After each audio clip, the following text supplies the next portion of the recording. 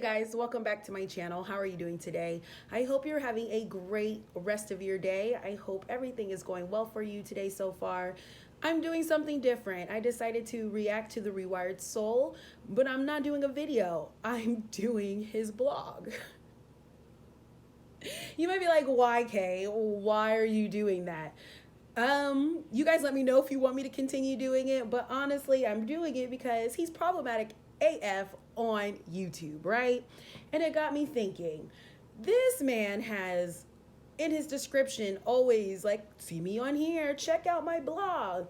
And this is his blog. This is his website. And I want to see, what the heck do you say on your website, on your personal stuff that is not regulated by another place that can demonetize and do all of that? Do you show your ass, or do you just spout the same nonsense? So before I even get into this reaction, if you are new here, welcome. This is Journey to Find Kay, and I'm Kay, and I like to talk about mental health, and I react to the Rewired Soul. I usually react to his videos, but I'm going to react to a blog today, not only because he hasn't posted, but because I want to see how problematic he is. So if you like my content, you enjoy watching me, don't be afraid to hit the subscribe button down below and hit the bell so you're notified every time I post a video.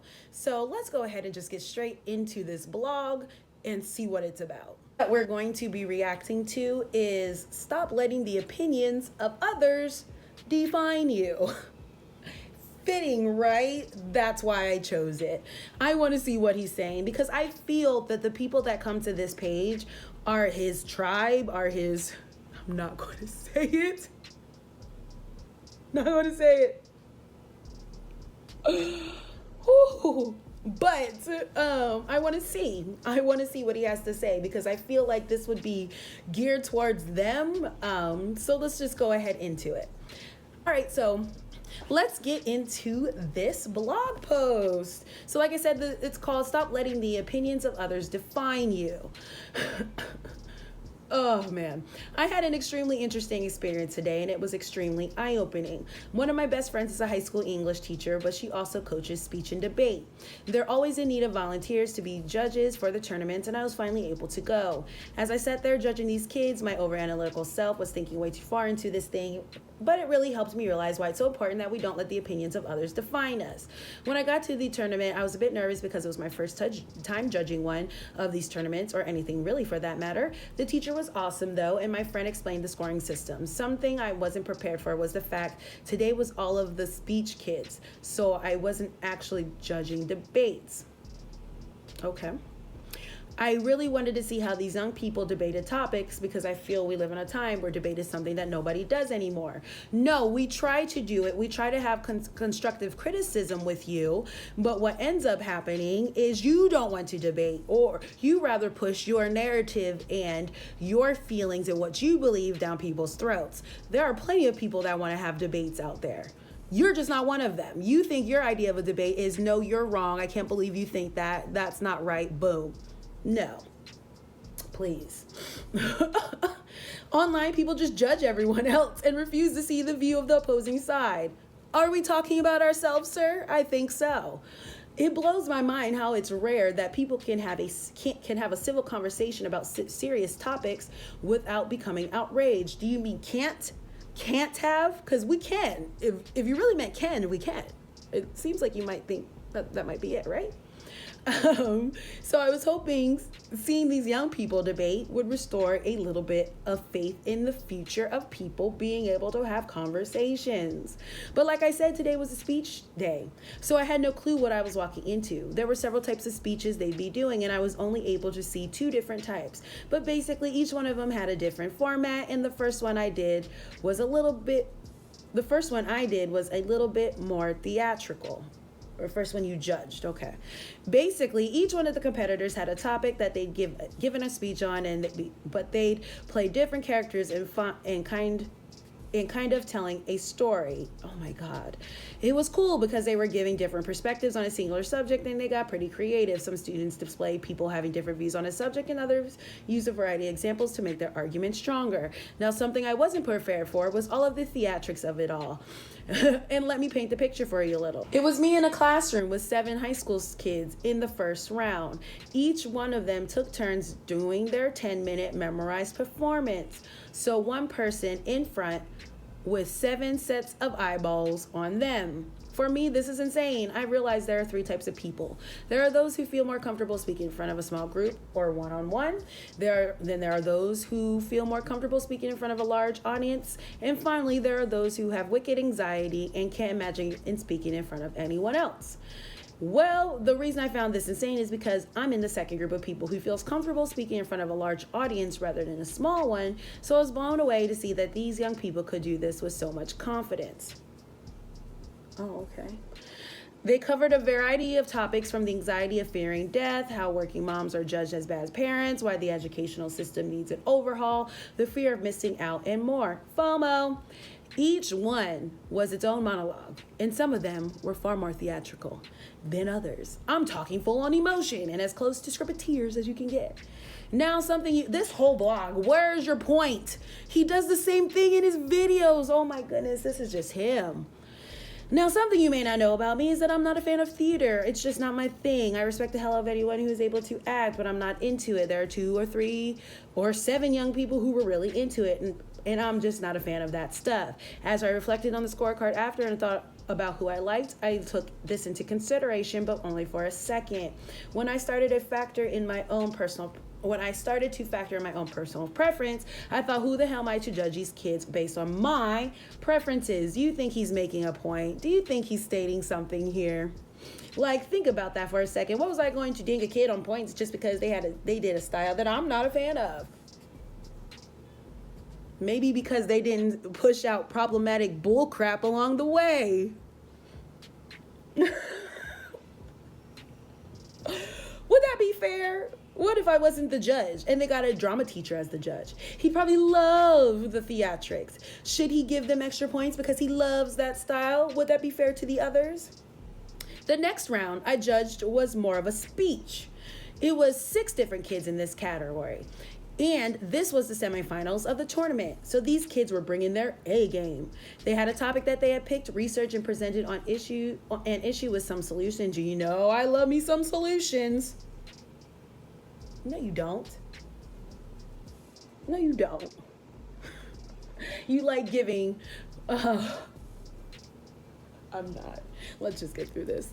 Again, there was such a wide range of topics covered. One young person discussed how we're controlled by fear and what to do about it. 2 of them picked different topics about the visibility of specific populations.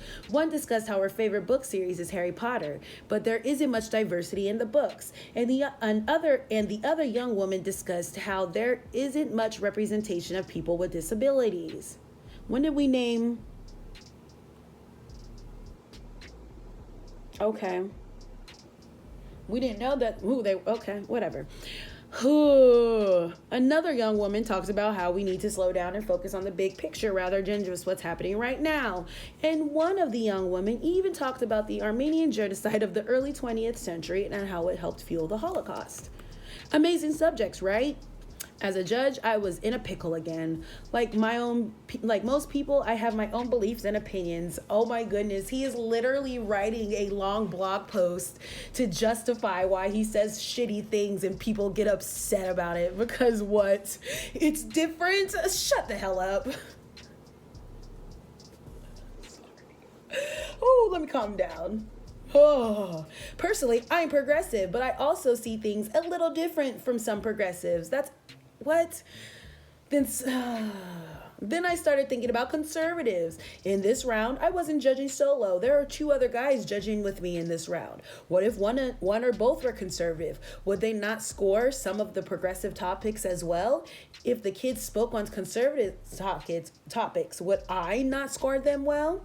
I started thinking about these brave kids getting up to perform one by one. I started imagining how much time they spend doing research and memorizing their speech. I swear, it's so corny.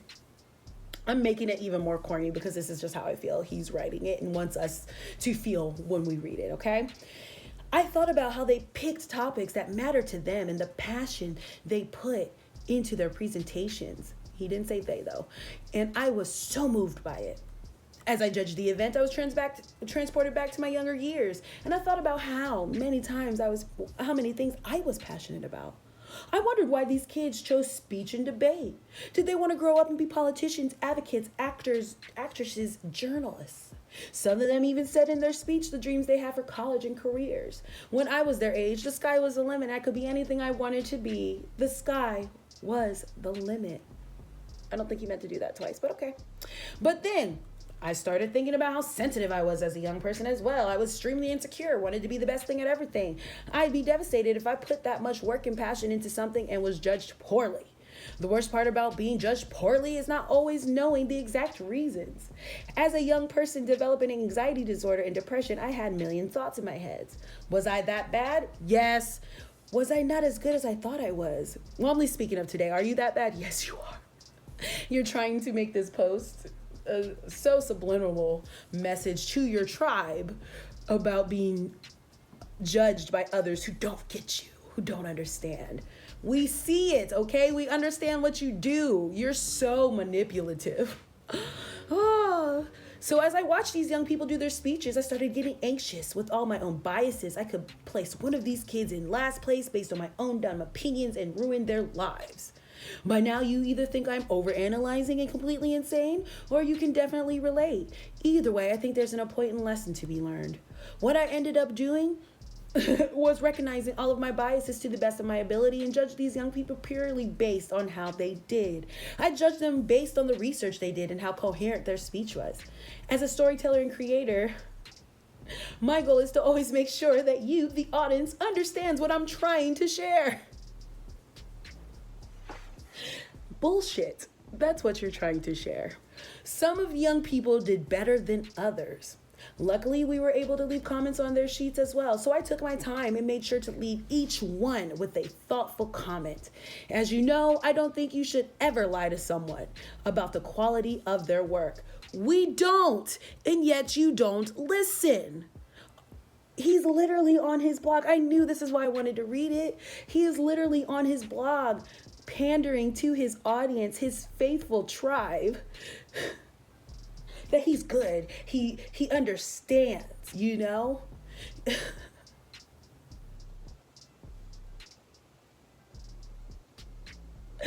He gets it. We shouldn't lie to someone about the quality of their work. We need to be honest, but yet you can't keep the same energy on your YouTube channel. Oh, I knew I wanted to read these. I'm sorry. I just had a feeling. So I told them all how great they did, but I did give some of them constructive criticism that I felt would help them step up their game and improve from my point of view. Can dish it, but you can't take it. Ooh.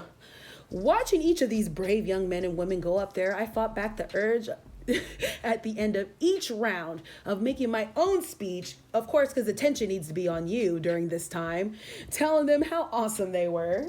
Get the heck out of here, bruh. God.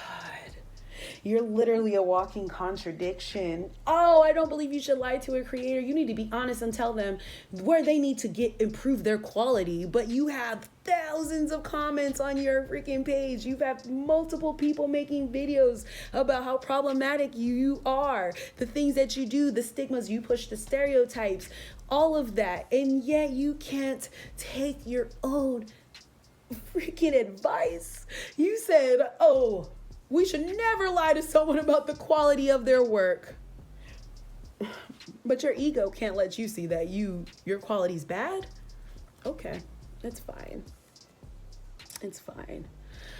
Oh, I wanted to stand up and say something cheesy like, no matter what happens, you're all winners today.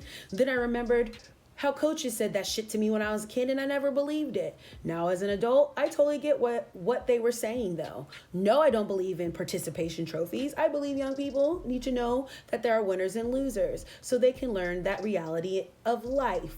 Although I don't believe in participation trophies and everyone being a winner, I do feel like people of all ages need to get a lot of credit for even making the attempt. No, sir, we're not going to give you credit for making an attempt to help and talk about mental health when you consistently have done it for over a year and have pushed horrible, sorry guys, my nose itches, pushed horrible messages and stigmas and like, what? We're not giving you a credit for the attempt. We're not anymore.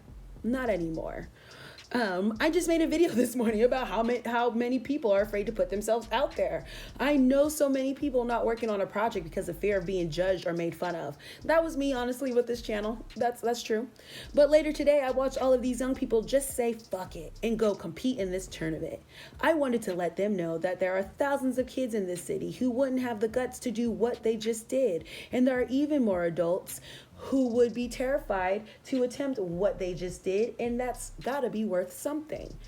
What I really wanted to tell them is to not listen to me. I want to tell you the same thing. In a broader sense, what I mean is don't let the opinions of others define you. Unless they're consistently bringing up the same issues over and over, maybe it is time for you to sit back and see if that's something you need to change. Because after a while, if you choose not to change, then it does define you. It's not an opinion when people are sharing. And if it's multiple people telling you something, that's something to make you stop and be like, maybe it's a problem. Maybe. Like I said, I could have easily judged these kids based on my own preferences. Always pushing, always manipulating, underlying manipulation. Does that mean they did bad and aren't good enough? Hell no. I'm just one asshole with one opinion.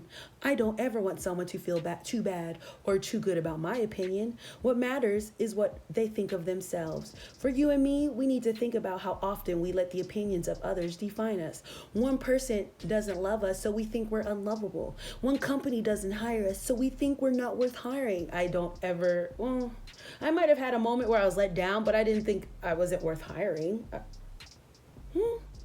For other people, no, I didn't think that. Oh, but if somebody did, I'm sorry. You are worth it, no matter what. One person doesn't want to be friends with us, so we think nobody wants to be friends with us. I mean, those are so extreme. All of these are absolutely false. That one person who doesn't love or want to date us might just not be into us based on their own preferences. When that company doesn't hire us, it might have nothing to do with us. We could have nailed that interview, but without knowing, one of the kids of a boss got hired. And what that person doesn't want to be friends with us, maybe they only hang out with assholes. We're not assholes, so why are we sweating? I can't. There's only one opinion in this entire universe that should trump all others, and it's your own. We see that. That has been proven. That is proven with you, sir, because everyone tells you different criticisms, constructive criticisms. I can understand if everyone's just like, oh, you're horrible, you blah, blah, blah. But you have people who really give you constructive criticisms, and your own opinion's all that matters. That's what you hit us back with. It's the only one you have some control over.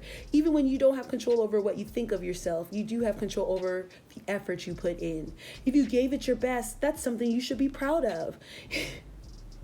If it wasn't good enough for someone else, that's not your problem. Continue to do you and be the badass that you are. And don't let some random jackhole's opinion define you, because what do they know anyway? A lot, sir. And this is perfect. This is what I was saying. This is why I wanted to get on here. I knew that he would have stuff that would go towards his people, the people that really believe that he's out here doing the work of the Lord. Like, I knew it. And this is his way of manipulating them to make them believe that, oh, he's blocking out the haters. He doesn't hear them. Our opinions don't matter. Only opinion that matters is his. It doesn't matter how flawed the things he puts out, his content, anything like that. As long as he thinks it's okay, it's fine. But yet, he sits up here and tells these kids, he wants to share with us that he believes we should never lie to a creator about the quality of their work. We don't. And yet, your opinion's the only one that matters, right?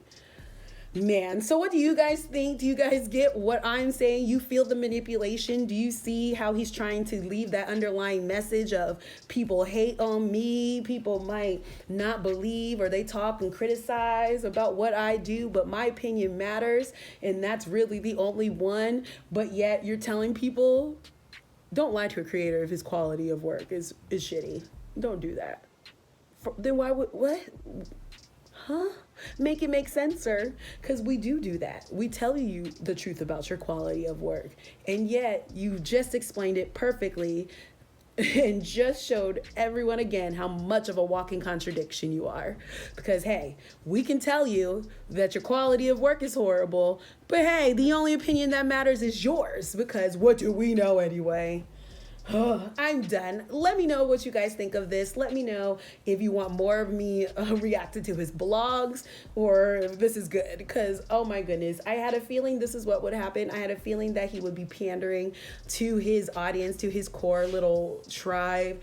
And he did. I'm getting out of this whole entire article is that people will give their opinions about me. I don't care.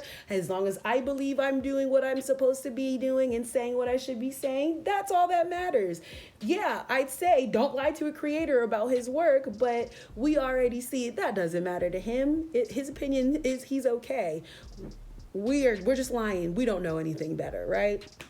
But he can judge kids and tell them, I can't.